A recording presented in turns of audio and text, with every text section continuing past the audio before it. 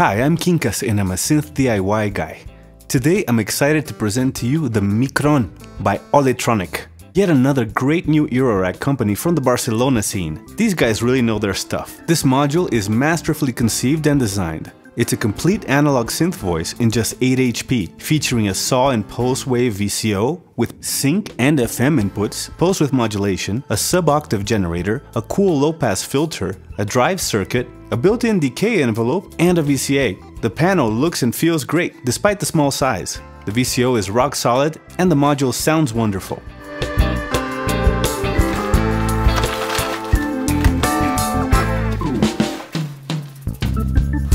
In the box you get everything you need, from the passive components and ICs, sockets and hardware, to the two high-quality PCBs and the cool black panel. You also get a power cable, a printed build manual, and mounting screws. Building it is very straightforward, especially if you follow the included manual carefully. It is rather dense though, so I wouldn't recommend it to beginners. I started with the diodes and resistors on the main board. As usual, I placed them all first, then soldered from the top and turned the board around to clip the leads and touch up the soldering. Next came the IC sockets. I used the control board to hold them in place while I turned the main board around. Also, I like to solder diagonally opposing pins on each socket first to secure them in place before soldering up the other pins. Next came the transistors and the capacitors.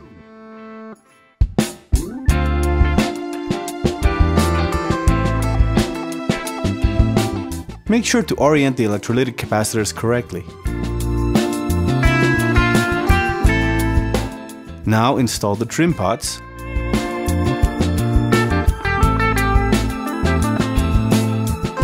Then snap the ICs onto the respective sockets. Finally place and solder the headers that connect both boards together, as well as the power header.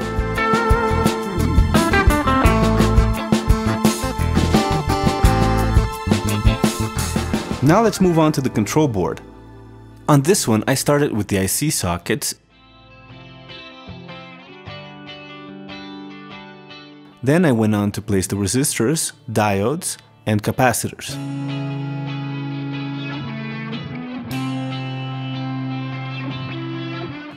Next install the two trim pots and the male headers that attach to the female ones on the main board. Add the voltage regulator. Before installing the panel components, make sure you secure the spacers that will hold both boards together. Now position the LEDs, but don't solder them yet. The same goes for the jacks and knobs.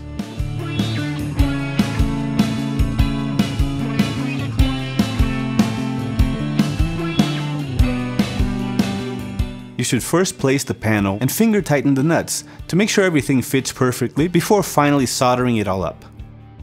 That's it, just attach both boards together, check the power connector for shorts, plug it in and calibrate. There's a great video on the calibration procedure on the Olitronik website. It's very easy and straightforward. We're done for now. Please stay tuned for the next video where we'll see and hear this little monster in action. In the meantime, I hope you like this video and subscribe to my channel. Maybe even pitch in on my Patreon so I can keep on doing this. See you soon and stay noisy.